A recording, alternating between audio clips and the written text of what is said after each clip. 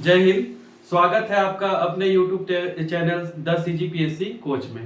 आज हम लोग देखेंगे चर्चित व्यक्तियों के बारे में, तो आज इसी के बारे में चर्चा करते हैं। आज का वीडियो जो बहुत ही खास है, इससे संबंधित क्वेश्चन पूछे जाते हैं, चाहे CGPSC हो चाहे CG व्यापम में। तो सबसे पहले देखते हैं इसरो के नए अध्यक्ष। इसरो के नए अध्यक्ष, अब इसरो के अध्यक्ष बदल चुके हैं। तो पहले तो देखते इसरो का फुल फॉर्म क्या होता है। तो भारतीय अंतरिक्ष अनुसंधान संगठन या इंडियन स्पेस रिसर्च ऑर्गेनाइजेशन, या इसी को क्या बोल दिया जाता है, शॉर्ट फॉर्म में क्या बोल दिया जाता है, इसरो बोल दिया जाता है।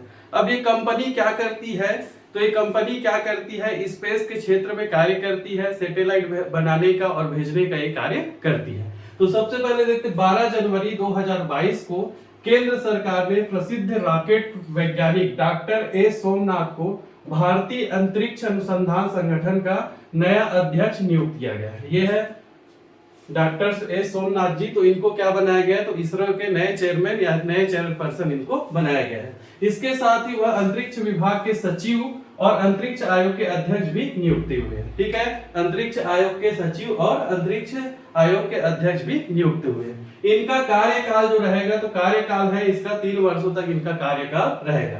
वर्तमान में यह विक्रम साराभाई अंतरिक्ष केंद्र थुम्बा तिरुवनंतपुरम केरल में निदेशक हैं और इस पद पर वह डॉक्टर के सिवान का स्थान लेंगे। तो इससे पहले जो है इसरो के अध्यक्ष कौन थे, तो डॉक्टर के सिवान थे।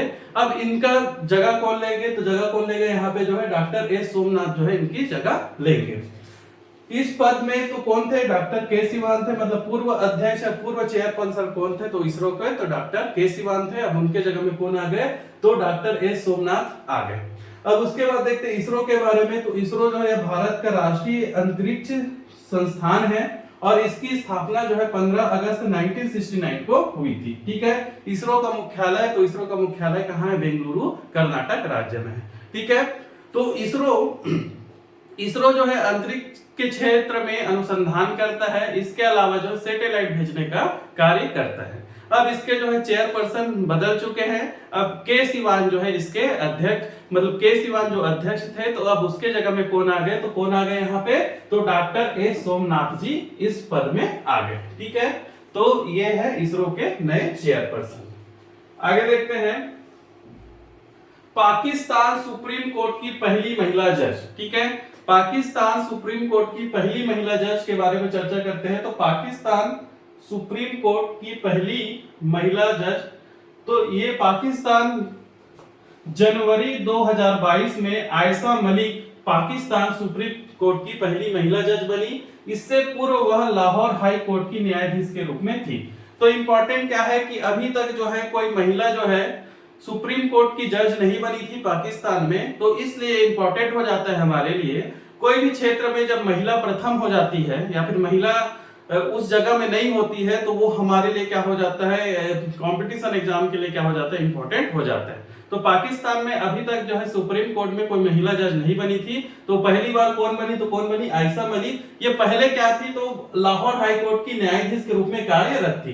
प्रधान न्यायाधीश गुलजार अहमद की अध्यक्षता में पाकिस्तान के न्यायिक आयोग ने उनकी पदोन्नति को 5:4 बहुमत से मंजूरी दी है। ठीक है, तो हमारे लिए इंपॉर्टेंट क्या है, इनका नाम है आयशा मलिक जी। आयशा मलिक जी क्या है, तो पाकिस्तान सुप्रीम कोर्ट की पहली महिला जज है। ठीक है, तो पाकिस्तान सुप्रीम कोर्ट की पहली महिला जज कौन बनी, तो कौन बनी, आयशा मलिक बनी। उसके बाद देखते हैं अगला। तो अगला है अपना जर्मनी के नए चांसलर। ठीक है, तो जर्मनी के अब चांसलर बदल चुके हैं। तो जर्मनी के नए चांसलर के रूप में अब आ गए 8 दिसंबर 2021 को ओलाफ स्कोल्ज ने जर्मनी के नए चांसलर के रूप में पदभार ग्रहण किया। ठीक है, तो ये जो है जर्मनी के नए चांसलर, पहले एंजेला मार्केल थी, तो एंजेला मार्केल की जगह में अब कौन आ गए, तो कौन आ गए, ओलाफ स्कोल्ज यहाँ पे आ गए हैं। वह द्वितीय विश्व युद्ध के बाद जर्मनी के 9वें चांसलर है। द्वितीय विश्व युद्ध के बाद जो है जर्मनी के कितने बने, तो 9वें नंबर के चांसलर बने। इसी के साथ जो एंजेला मार्केल का 16 वर्ष के शासन का समापन हो गया। ठीक है, इससे पहले कौन थी, तो एंजेला मार्केल थी, जो 16 वर्षों तक यहाँ पे क्या रही, चांसलर रही। अब उसके जगह में कौन आ गए, तो कौन आ गए, ओलाफ स्कोल्ज यहाँ पे आ गए। ठीक है, स्कोल्स वर्ष 2018 में जर्मनी के वाइस चांसलर और वित्त मंत्री रहे हैं। ठीक है, 2018 से क्या रहे तो जर्मनी के वाइस चांसलर तथा वित्त मंत्री, फाइनेंस मिनिस्टर ये रहे हैं। नए चांसलर ने घोषणा की थी कि वे सबसे बड़े औद्योगिक आधुनिकीकरण को बढ़ावा देंगे जो जलवायु परिवर्तन को रोकने में मददगार होगा। ठीक है, मतलब ये क्या किया है तो आधुनिकीकरण, औद्योगिक आधुनिकीकरण को बढ़ावा देंगे। औद्योगिक आधुनिकीकरण मतलब उद्योगों में यहाँ पे जो नवाचार या फिर करेंगे। इसके अलावा क्या के जलवायु परिवर्तन, तो जलवायु परिवर्तन को रोकने में मददगार होगा। ठीक है, जो नया जो औद्योगिक यहाँ पे होगा, औद्योगिक सुधार जो होगा वो जो है जलवायु परिवर्तन को रोकने में कारगर होगा, ऐसा इन्होंने कहा है। नए चांसलर के रूप में उनके पास जर्मनी के आधुनिकीकरण, जलवायु परिवर्तन, कोरोना महामारी से निपटने की चुनौती होगी। तो इनके सामने में क्या क्या चुनौती होगी तो आधुनिकीकरण, इसके अलावा क्या है जलवायु परिवर्तन, और इसके अलावा क्या है कोरोना महामारी से निपटना इनकी क्या रहेगी प्रमुख चुनौती रहेगी। ओलाफ वर्ष 2011 से 18 के बीच हैम्बर्ग शहर के पहले मेयर भी रहे। ठीक है, 2011 से 18 तक ये क्या रहे तो हैम्बर्ग शहर, हैम्बर्ग जो जर्मनी का एक शहर है, तो वहां पर ये क्या रहे तो पहले मेयर भी ये रहे। ठीक है, तो एंजेला मार्केल के जगह में अब कौन आ गया तो एंजेला मार्केल के जगह में अब कौन आ गया तो कौन आ गया यहाँ पे ओलाफ स्कोल्स यहाँ पे आ गए। ठीक है, ये क्या बने तो क्या बने जर्मनी के नए चांसलर बने। उसके बाद है जनरल एम नरवणे। ठीक है, जनरल एम नरवणे। तो क्या हुआ दिसंबर 2021 में भारत के पहले chief of defence staff general Bipin Rawat के निधन के पश्चात, तो जनरल बिपिन रावत का जो है हेलीकॉप्टर क्रैश हो गया था जिसके कारण से उनकी मृत्यु हो गई थी, तो उनका पद रिक्त हो गया था। उनके पद का नाम क्या था chief of defence staff general Bipin Rawat. ठीक है, मतलब ये क्या थे तो तीनों सेनाओं के ऊपर का एक पद था, तीनों सेना अध्यक्षों के ऊपर का पद था, जो तीनों सेनाओं के साथ तथा सरकार के साथ यहाँ पे कोऑर्डिनेशन का कार्य करते थे। मतलब तीनों सेनाओं का प्रमुख यहाँ पे ये थे। उसके बाद जो है राष्ट्रपति जी। तो तीनों सेनाओं के प्रमुख के रूप में किसको नियुक्त किया गया था पहली बार जो है जनरल बिपिन रावत को नियुक्त किया गया था।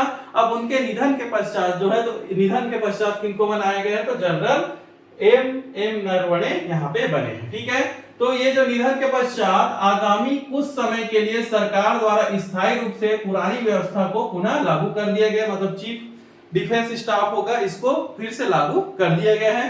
तीनों सेना प्रमुखों में से सबसे वरिष्ठ सैन्य प्रमुख को chief of defence staff committee के अध्यक्ष के रूप में नियुक्त किया गया। ठीक है, तो तीनों सेनाओं में जो सबसे वरिष्ठ है उनको क्या किया गया चीफ ऑफ डिफेंस के रूप में नियुक्त किया गया।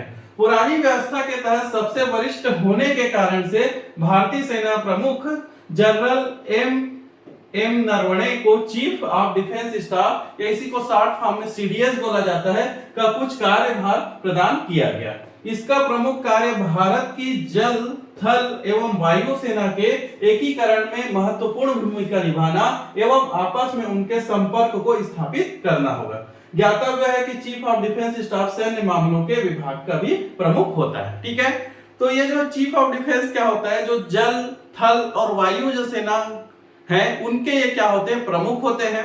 और ये जो है तो सीधे किसको रिपोर्ट करेंगे तो राष्ट्रपति जी को ये रिपोर्ट करते हैं। तो यहाँ पे पहले कौन थे, पहले भारत के प्रथम सीडीएस कौन हुए तो जनरल बिपिन रावत जी थे।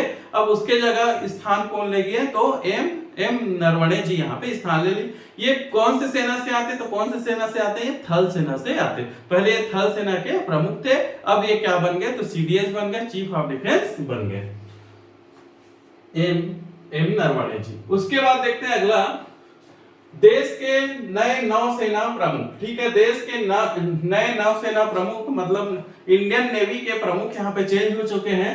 तो देश के नए नौसेना प्रमुख तो 9 नवंबर 2021 को केंद्र सरकार ने vice admiral R Hari Kumar को देश का अगला नौसेना प्रमुख नियुक्त किया है। ठीक है, आर हरि कुमार को देश का अगला नौसेना प्रमुख यहाँ पे नियुक्त किया है। वे 30 नवंबर 2021 को पदभार ग्रहण करेंगे। 30 नवंबर 2021 को पदभार ग्रहण करेंगे और वर्तमान में वो पश्चिमी नौसेना कमान के flag officer commanding of chief है। मतलब पहले क्या थे, तो पहले क्या थे, पश्चिमी नौसेना कमान के flag officer, commanding in chief थे।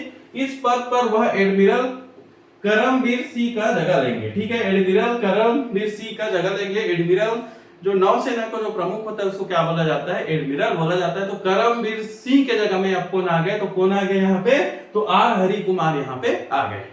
ठीक है, तो ये जो है तीनों सेनाओं के प्रमुख हमारे लिए इंपॉर्टेंट होते हैं। इसके अलावा सीडीएस हमारे लिए इंपॉर्टेंट है क्योंकि इनसे संबंधित क्वेश्चन पूछा जाता है। तो आज के वीडियो में बस इतना ही। अगर आप जो है हमारे चैनल में नए हैं तो चैनल को सब्सक्राइब कीजिएगा, वीडियो को लाइक कीजिएगा और शेयर कीजिएगा। धन्यवाद।